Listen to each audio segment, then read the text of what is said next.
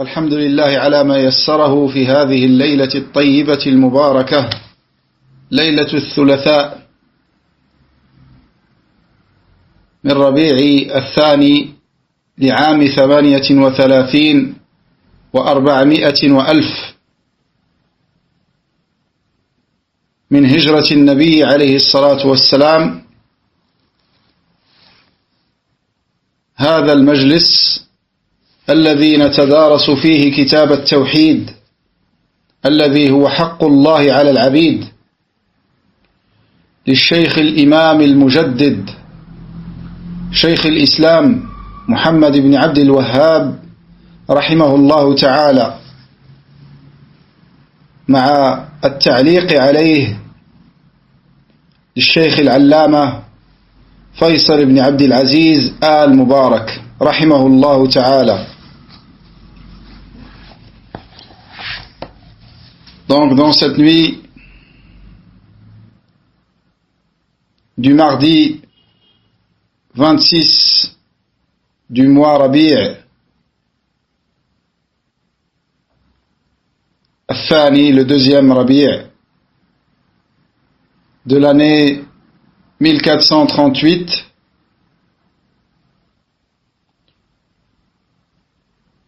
nous continuons la lecture dans le livre de Tawhid de Cheikh al-Islam Muhammad ibn Abd al-Wahhab, qu'Allah lui fasse miséricorde.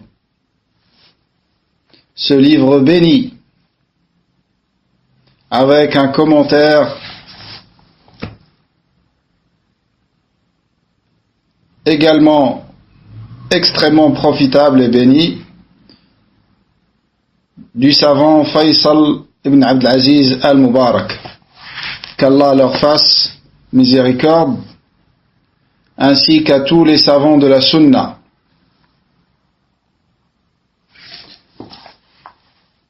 Donc nous avons vu dans ce qui a précédé, est toujours bénéfique de se rappeler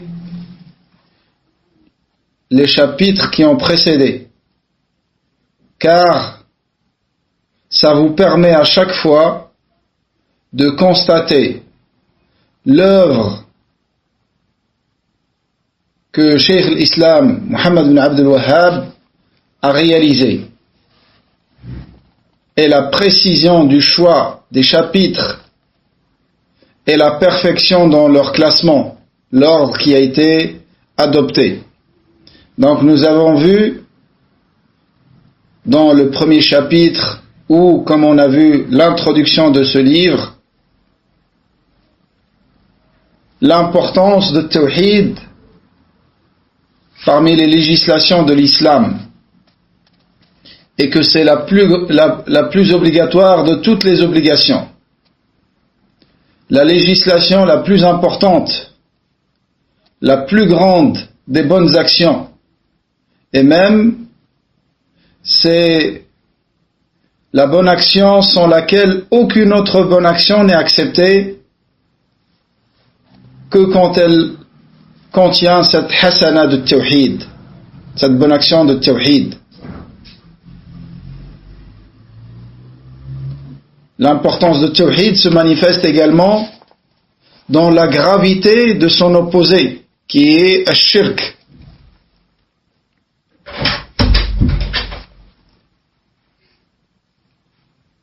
Ash-shirk billah, le péché qui vaut pour celui qui meurt avec l'éternité en enfer, wal-iyadhu billah, et jamais un mushrik n'ira au paradis jusqu'à ce que le chameau sorte par le chat de l'aiguille.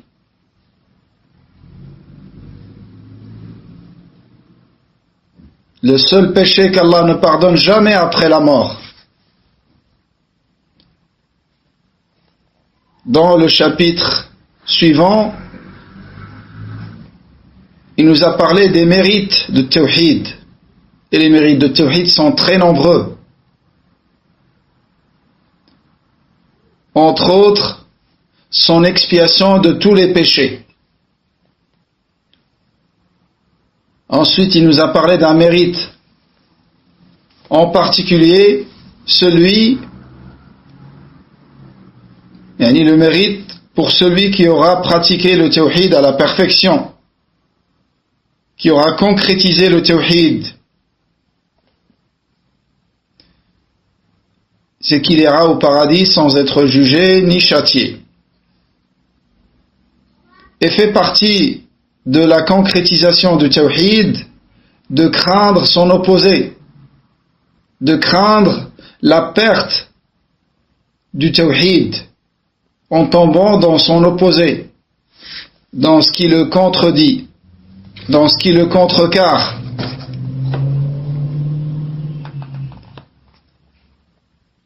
Et dans le chapitre qui suit également, à savoir le 4e, également fait partie de la concrétisation du tawhid, d'appeler les gens au tawhid.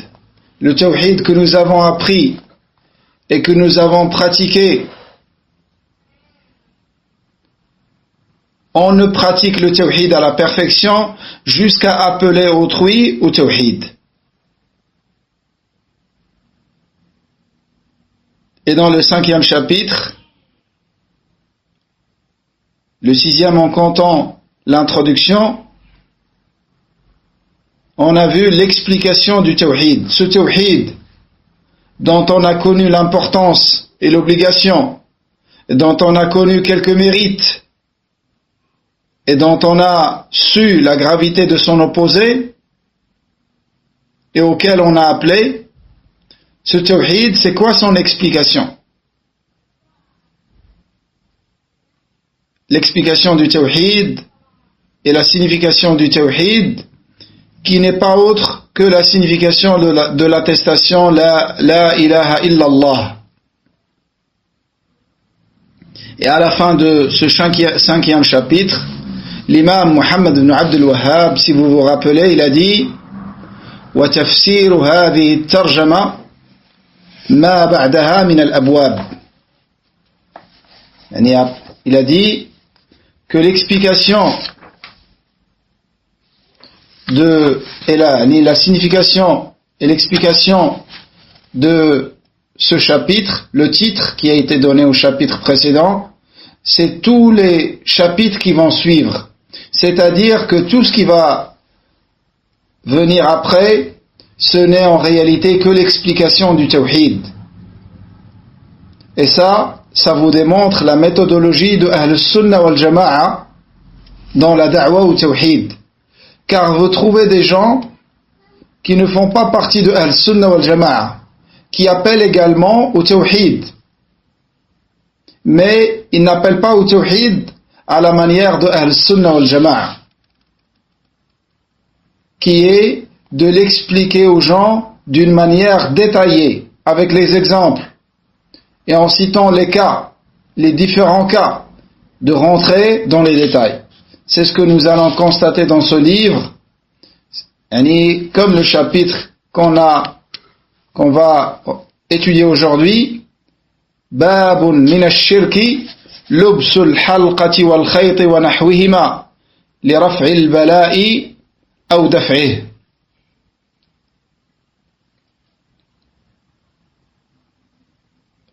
Chapitre, il fait partie du shirk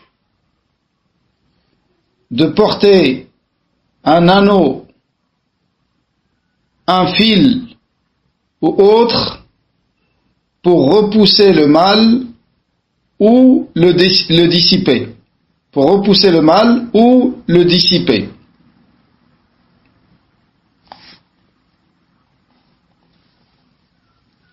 Et dans cette tarjama, l'imam Muhammad ibn Abdul Wahhab, dans ce chapitre, l'imam Muhammad ibn Abdul Wahhab, rahimahullah, il a cité un verset et 2 ahadith, mais en réalité ce sont 3, comme nous allons le voir, et également un athar selon Hudhayfa radiyallahu anhu.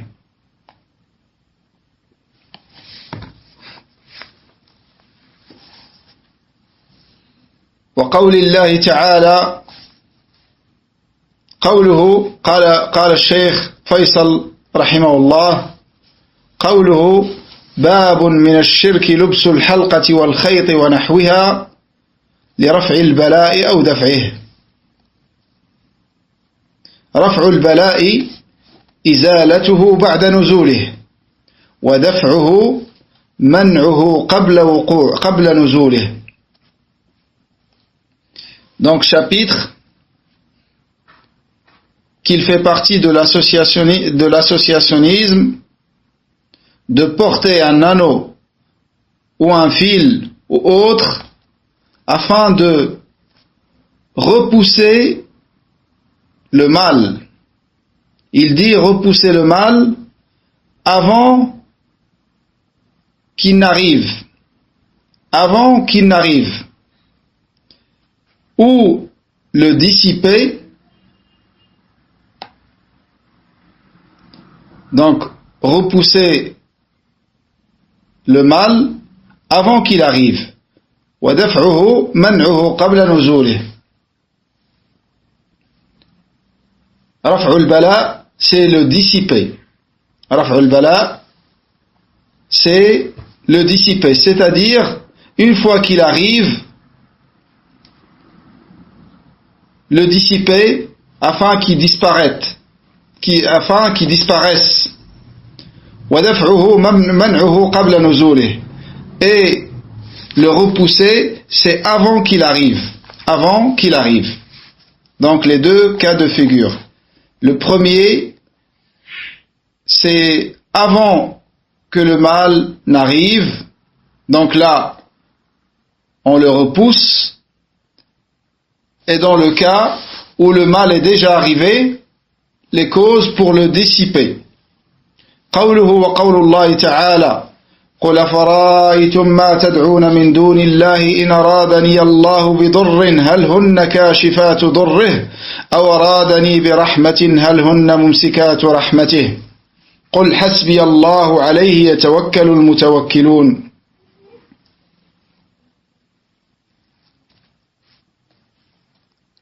La parole d'Allah Azza wa Jal dans le sens rapproché dit: voyez-vous ceux que vous invoquez en dehors d'Allah? Si Allah me voulait du mal, est-ce qu'il pourrait le dissiper? Ou est-ce qu'il pourrait dissiper son mal? Ou s'il me voulait une miséricorde, pourrait-il retenir sa miséricorde?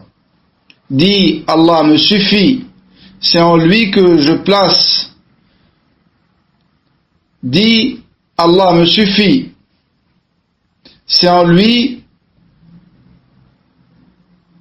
que placent leur confiance ceux qui cherchent un appui. هذا بيان أنها لا تنفع ولا تضر فلا خوف منها. Il dit, Cheikh Faisal rahimahullah, ceci est un éclaircissement, ceci est une argumentation dans le verset, comme quoi ces divinités ne peuvent ni être profitables, ni nuisibles. Donc, il n'y a aucune crainte à avoir vis-à-vis d'elles. Il n'y a aucune crainte à avoir vis-à-vis d'elles. Dans le sens du verset, dit: voyez-vous ceux que vous invoquez en dehors d'Allah. Si Allah me voulait du mal, est-ce que ces divinités pourraient dissiper le mal?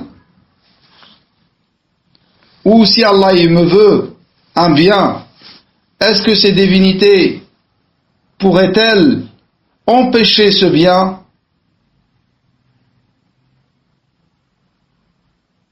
Bien évidemment que non. Donc ça, c'est un argument évident et clair que les divinités en dehors d'Allah ne peuvent ni repousser un mal, ni ramener un bien.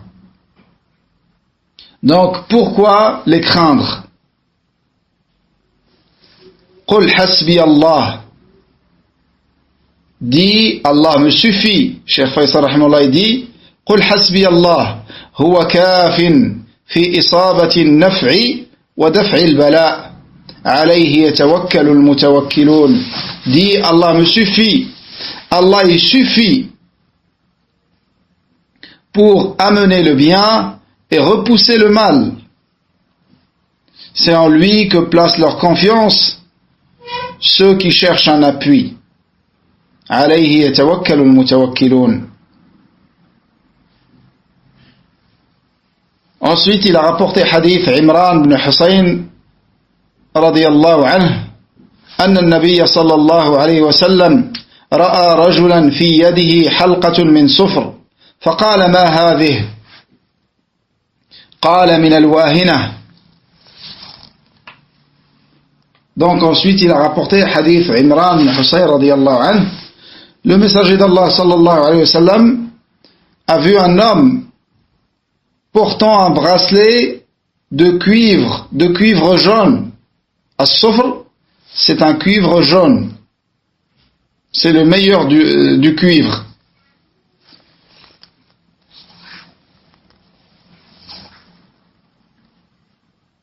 Il a vu un homme portant un bracelet en cuivre jaune. Il lui a dit, qu'est-ce que c'est cela? Qu'est-ce que cela? Ma hadhihi. L'homme a répondu, c'est contre l'wahina. L'homme a répondu, c'est contre l'wahina. Nous allons voir ce que c'est l'wahina.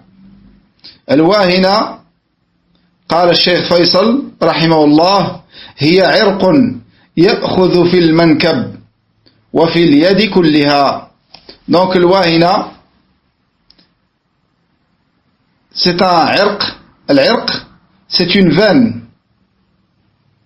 Mais ce qui est voulu ici, c'est une douleur qui prend au niveau de l'épaule et même au niveau du bras.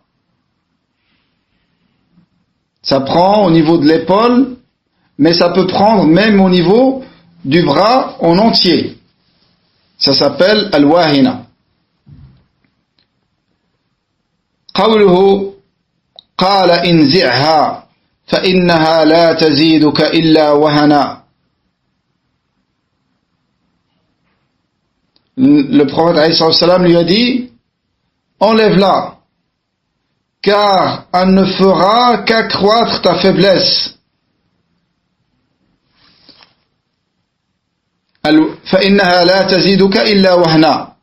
الوهن أي ضعفا، وإنما نهى عنه لأنه إنما اتخذها على أنها تعصمه من الألم. الوهن, c'est la faiblesse. Et le prophète alayhi salam l'a interdit car les gens prenaient ce genre de choses, ce genre de bracelet, afin de se préserver de la douleur. Afin de se préserver de la douleur. وفيه اعتبار المقاصد. يعني il y a dans ce hadith un dalil comme quoi dans la législation les finalités sont prises en considération. Les finalités sont prises en considération.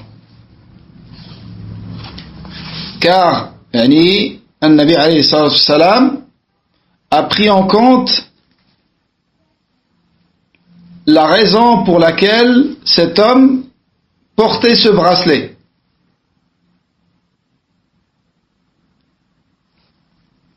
قوله فإنك لو مت وهي عليك ما أفلحت أبدا لأنه شرك. Le prophète alayhi salam ensuite il lui a dit,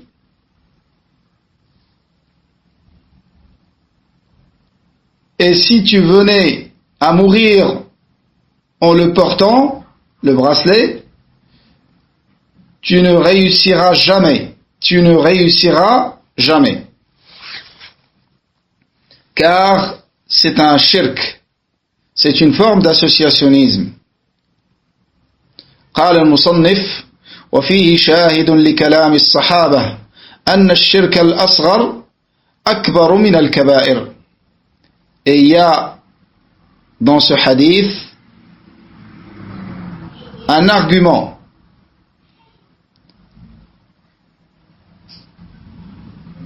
un argument pour quelque chose qui vient dans les paroles des compagnons radiyallahu anhum, comme quoi le shirk mineur est le plus grand des grands péchés. Et ça, comme on l'a vu dans le premier ou le deuxième cours, le shirk est de deux catégories, mineur et majeur. Il y a des hommes de science qui rajoutent une troisième catégorie, le shirk caché, ash-shirk al-khafi. Et d'autres ne citent pas cette troisième catégorie, car le shirk caché, ou bien c'est du shirk majeur, ou c'est du shirk mineur. Mais ce qui nous intéresse ici, c'est que le shirk mineur est le plus grand des grands péchés. Les grands péchés qui ne font pas sortir de l'islam, la pire chose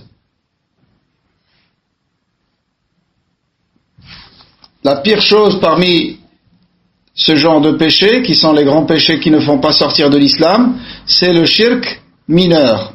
C'est le shirk mineur. Et parmi les arguments, parmi les paroles de Sahaba sur ça, qui va venir avec nous dans des chapitres plus tard, la parole de Abdullah ibn Mas'ud radiyallahu anhu, quand il a dit لأن أحلف بالله كاذبا أحب إلي من أن أحلف بغير الله صادقا. Donc il dit radiyallahu anhu que je jure par Allah sur un mensonge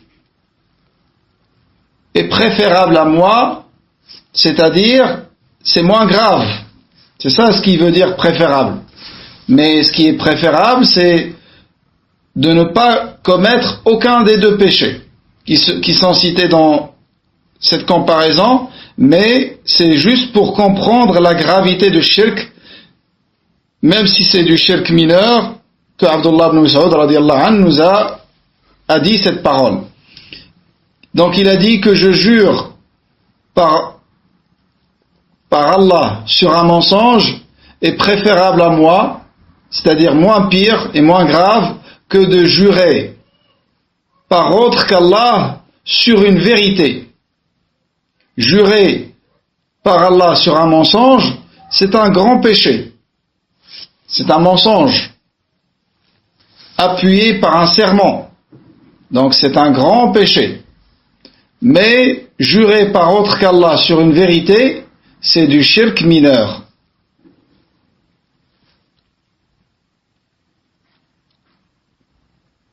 Donc c'est plus grave.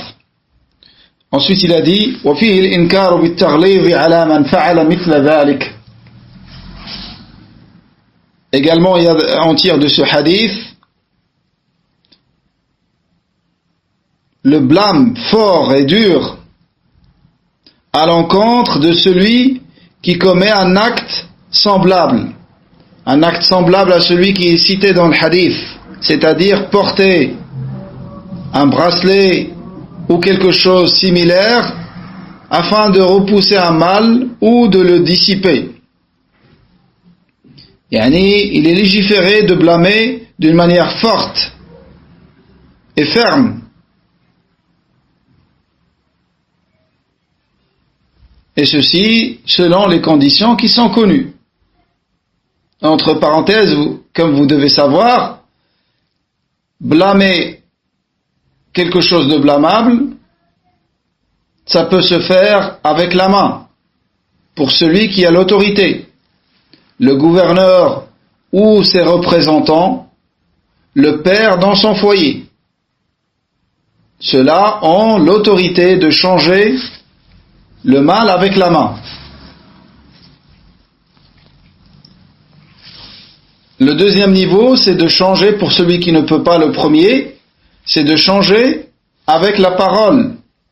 La condition pour ce niveau, c'est d'avoir la science en ce qui concerne la question à blâmer. Et pour celui qui ne peut pas ce degré-là, non plus, parce qu'il craint pour sa personne ou parce qu'il craint en blâmant cette chose de tomber dans quelque chose de pire ou de faire passer la personne blâmée vers un acte pire que l'acte blâmé, à ce moment-là, on passe au 3e degré, le minimum qui est de blâmer avec le cœur. Blâmer avec le cœur veut dire détester l'acte blâmable et croire que c'est quelque chose de blâmable.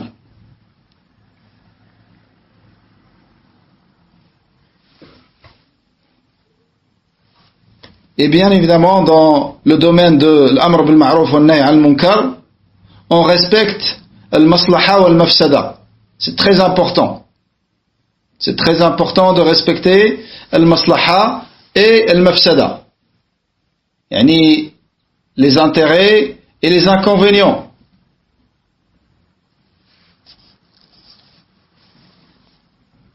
Qawluhu. Ensuite, il est passé au 2e hadith cité dans ce chapitre, hadith Uqba ibn Amir radiyallahu anhu marfu'a, man ta'allaqa tamimatan fala atamma Allahu lahu wa man ta'allaqa wada'atan fala wada'a Allahu lahu. Donc ensuite il a cité hadith Uqba ibn Amir radiyallahu anhu que le prophète alayhi salam a dit qu'Allah ne fasse jamais aboutir les affaires de celui qui porte une amulette et qui n'accorde pas la quiétude à celui qui utilise un coquillage. Dans une autre version, man ta'allaqa tamimatan faqad ashrak. Celui qui porte une amulette a mécru. Celui qui porte une amulette a mécru. Cheikh Faisal rahimahullah dit man ta'allaqa tamimatan fala atamma Allahu lahu wa man ta'allaqa wada'atan fala wada'a Allahu lahu. Ay 'allaqaha muta'alliqan biha qalbuhu fi talabi khairin aw daf'i sharr. Celui qui porte une amulette, c'est-à-dire qui va la porter en s'y attachant avec le cœur. En s'y attachant avec le cœur. Donc, ta'liq, ça admet les deux sens. Le sens de la porter et le sens de s'y attacher également avec le cœur. En cherchant un bien ou en voulant repousser un mal. Celui qui porte une amulette pour repousser un mal ou pour amener un bien rentre dans ce hadith. قال أبو السعادات التمائم. Abu Sa'adat, c'est Ibn al-Athir, rahimahullah. Il a dit ça dans An-Nihaya fi Gharib al-Hadith. Il a dit التمائم جمع تميمة وهي خرزات كانت العرب تعلقها على أولادهم يتقون بها العين في زعمهم فأبطله الإسلام. Donc Ibn al-Athir, rahimahullah, dans le Kunya et Abu Sa'adat, a dit dans An-Nihaya fi Gharib al-Hadith, qui est le livre le plus important dans son domaine. Il a dit At-Tama'im Jam'u Tamima. At-Tama'im, c'est le pluriel d'une Tamima. Et c'est quoi At-Tamima? Il a dit Kharazatun kanat al-Arabu tu'alliquha ala awladihim. Ce sont des coquillages que les Arabes mettaient accrochés à leurs enfants. Ils faisaient porter à leurs enfants. Yattaquna biha al-ayna fi za'mihim. avec laquelle il se protégeait du mauvais œil dans ce qu'il prétendait. فأبطله الإسلام. Et l'islam a annulé cela. L'islam a annulé cette pratique.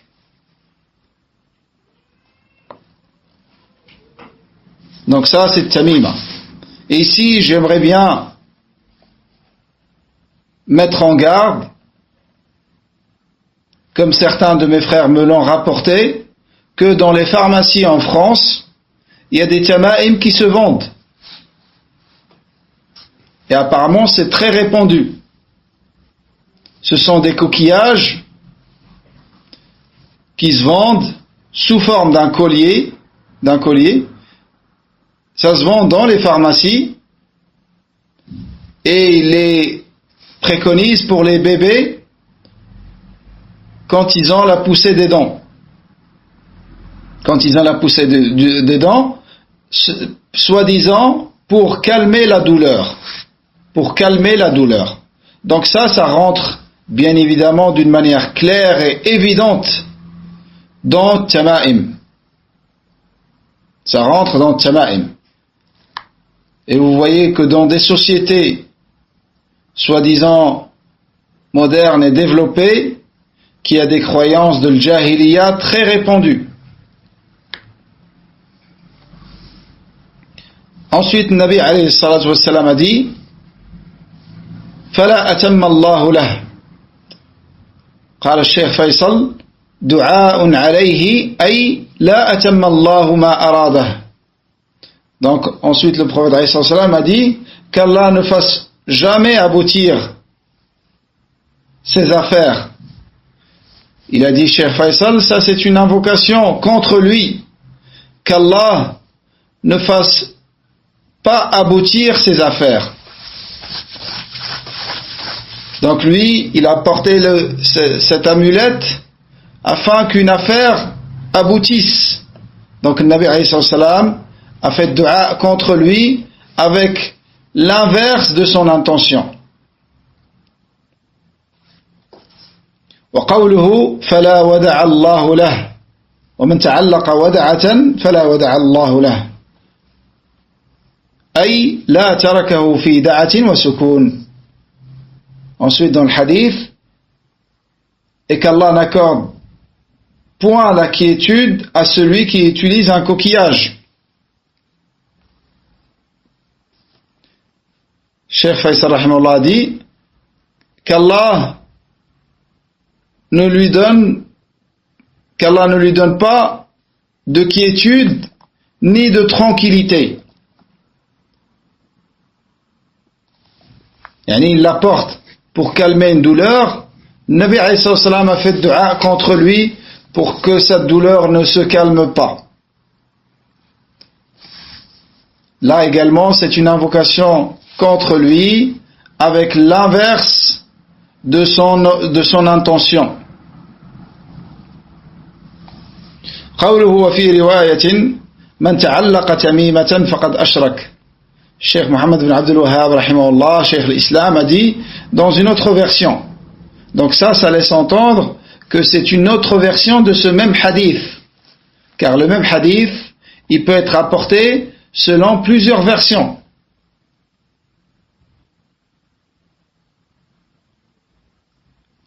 Cheikh Faisal rahimahullah a dit هذا حديث آخر رواه الإمام أحمد أيضا عن عقبة بن عامر أن رسول الله صلى الله عليه وسلم. Donc il dit que ça c'est un autre hadith et c'est pas une version du hadith qui a précédé, malgré que ce hadith est rapporté également par l'imam Ahmed dans le Musnad, malgré que ce deuxième hadith est rapporté également selon le compagnon Uqba ibn Amir radiyallahu anhu, mais c'est un autre hadith, c'est pas le même hadith. Donc le deuxième hadith, أن رسول الله صلى الله عليه وسلم أقبل إليه رهط فبايع 9 وأمسك عن 1 فقالوا يا رسول الله بايعت 9 وأمسكت عن هذا فقال إن عليه تميمة فأدخل يده فقطعها فبايعه صلى الله عليه وسلم. Donc, dans ce deuxième hadith, selon Uqba ibn Amir radiyallahu anhu, un groupe d'hommes, Ar-Rahd, c'est un groupe d'hommes inférieur à 10. Il y en a 10 et moins, entre 3 et 10. Ar-Rahd, c'est entre 3 et 10. Un groupe d'hommes sont venus pour faire le serment d'allégeance au prophète alayhi salatu wassalam. Pour faire le bay'a au prophète alayhi salatu wassalam. Le prophète alayhi salatu wassalam a fait ce pacte d'allégeance avec 9 parmi les 10. Et il a refusé pour le 10e. Ils lui ont dit, ô messager d'Allah, tu l'as fait avec 9 et t'as refusé pour le 10e. Il a dit, il porte une amulette. Il porte une amulette. C'est-à-dire, c'est ça qui a empêché le prophète alayhi salam de faire le pacte d'allégeance avec lui. Ensuite, l'homme a rentré sa main et a cassé l'amulette. Et ensuite, le prophète alayhi salam a fait le pacte d'allégeance avec lui. Et il a dit ensuite, Man ta'allaqa tamimatan faqad ashrak. Celui qui porte une amulette a mécru.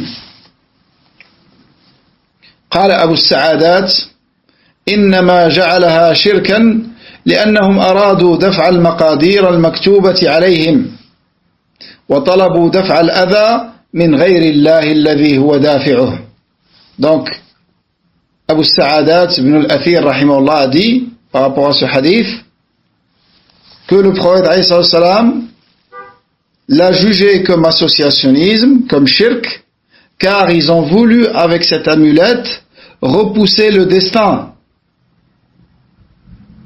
d'Allah Azza wa Jalla à leur égard. Et ils ont voulu repousser le mal de autre que celui qui en est capable. Ils ont cherché à repousser le mal, mais en passant par quelqu'un qui n'a pas la capacité. Le seul qui est capable de repousser le mal, c'est Allah subhanahu wa ta'ala. Donc ça, c'est une forme de shirk. Entre parenthèses, comme nous l'avons vu précédemment, c'est du shirk mineur si la personne porte cette amulette en croyant que c'est une cause pour repousser le mal ou amener le bien. Par contre, celui qui la porte en croyant qu'elle repousse le mal par elle-même, ça c'est du shirk majeur. Car il a attribué une caractéristique propre à Allah subhanahu wa ta'ala à autre qu'Allah subhanahu wa ta'ala. Et ça, c'est du shirk majeur qui fait sortir de l'islam. Toujours utile de rappeler ici, surtout avec l'exagération que nous observons de la part de l'Haddadiyya à ce niveau-là, et de l'Khawarij al-Takfiriyoun, quand les hommes de science disent celui qui fait ça, il a mécru, ça ne veut pas dire que ça devient autorisé pour un étudiant en sciences débutant ou un ammi de faire sortir les gens de l'islam parce qu'ils sont tombés dans un acte comme celui-là qu'on voit. Pour donner le statut de la mécréance, il y a des conditions qui doivent être réunies et des points ou des obstacles qui doivent être levés. Et pour arriver à ça, on revient aux hommes de science et on n'a pas à faire ça par nous-mêmes. On doit revenir aux hommes de science. C'est ça la bonne démarche.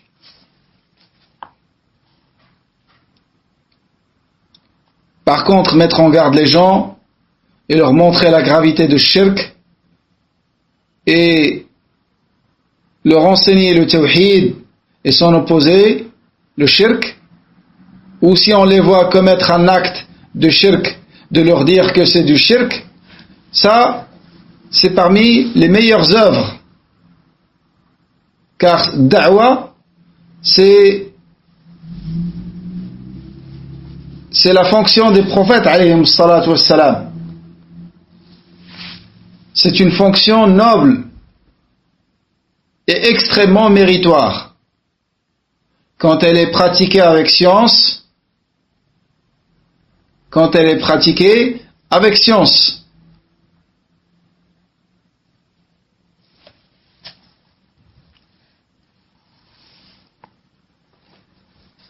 Le dernier athar que l'imam Muhammad ibn Abd al-Wahhab rahimahullah a rapporté dans ce chapitre, c'est un athar selon Ibn Abi Hatim rahimahullah ta'ala عن حذيفة رضي الله عنه أنه رأى رجلا في يده خيط من الحمى فقطعه وتلا قوله تعالى وما يؤمن أكثرهم بالله إلا وهم مشركون. Donc, selon Ibn Abi Hatim a rapporté que Hudhayfa ibn al-Yaman, le grand compagnon radiyallahu anhu, a vu un homme qui portait un fil autour du bras pour se protéger de la fièvre. Hudhayfa radiyallahu anhu l'a coupé en récitant le verset suivant. وَمَا يُؤْمِنُ أَكْثَرُهُمْ بِاللَّهِ إِلَّا وَهُمْ مُشْرِكُونَ, dans le sens, et la plupart d'entre eux ne croient en Allah qu'en lui donnant des associés. Et la plupart d'entre eux ne croient en Allah qu'en lui donnant des associés.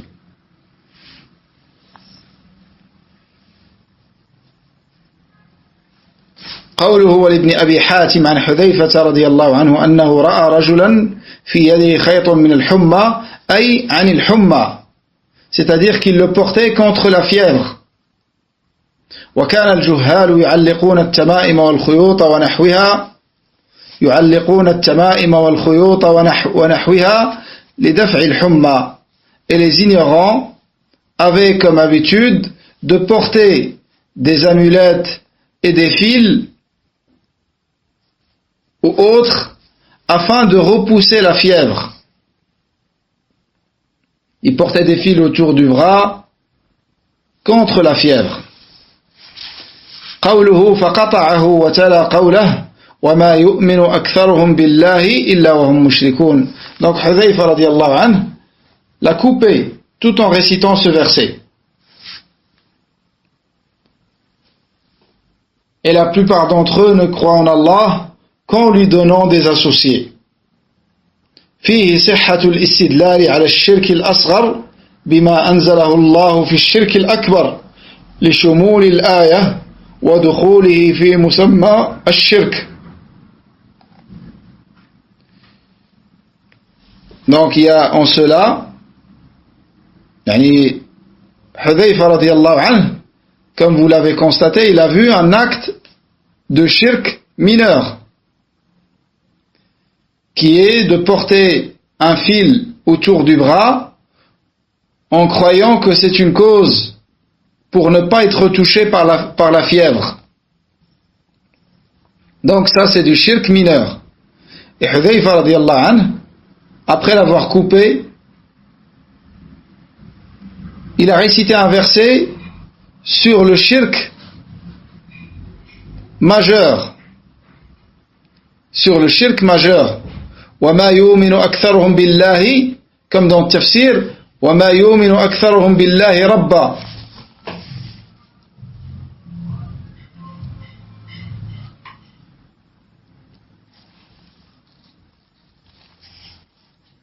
وَمَا يُؤْمِنُ أَكْثَرُهُمْ بِاللَّهِ رَبًّا.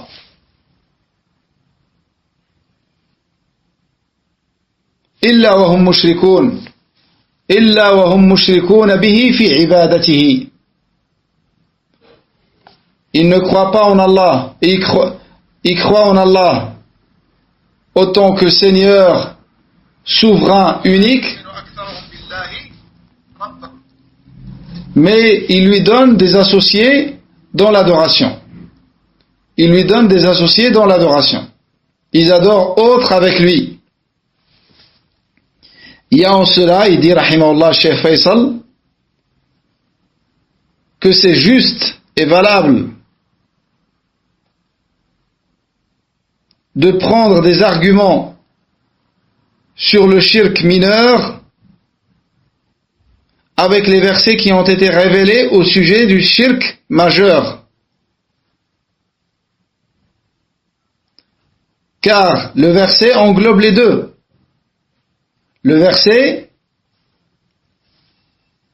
est au sujet du shirk. Donc ça englobe le shirk majeur comme le shirk mineur. Ça c'est le premier point de vue. Le deuxième point de vue, car également le shirk mineur rentre dans l'appellation shirk. C'est un shirk. Donc également de ce deuxième point de vue, ça rentre dans les arguments qui sont révélés à la base par rapport au shirk majeur, rentre également le shirk mineur, avec les autres distinctions et différences entre les deux shirks. Le shirk majeur, ça éternise en enfer, non pas le shirk mineur. Le shirk majeur, ça rend caduque toutes les œuvres, et non pas le shirk mineur, qui rend caduque uniquement l'œuvre dans laquelle il a eu lieu. Shirk majeur vaut l'interdiction d'aller au paradis, non pas le shirk mineur. Le shirk mineur, il y a des hommes de science qui voient qu'il vaut, pour celui qui meurt avec, un passage en enfer, obligé, car Allah ne le pardonne pas. Et après, qu'il soit purifié de ses péchés, Allah lui permettra d'aller au paradis. Allah le fera rentrer au paradis. Mais la plupart des savants voient que le shirk mineur est comme les autres grands péchés. Il est sous la volonté d'Allah Azza wa Jal. Il le pardonne à qui il veut et il fait châtier qui il veut proportionnellement à ses péchés pour lui attribuer le paradis par la suite, une fois qu'il soit purifié de ses péchés.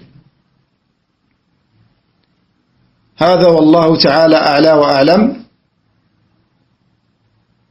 Donc, ici se termine le commentaire de Cheikh Rahimahullah sur ce chapitre.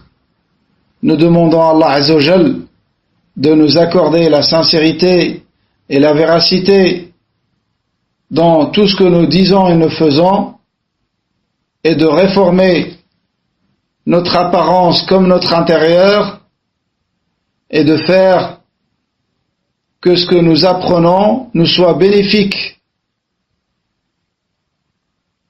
et que ce soit un argument pour nous et non pas contre nous.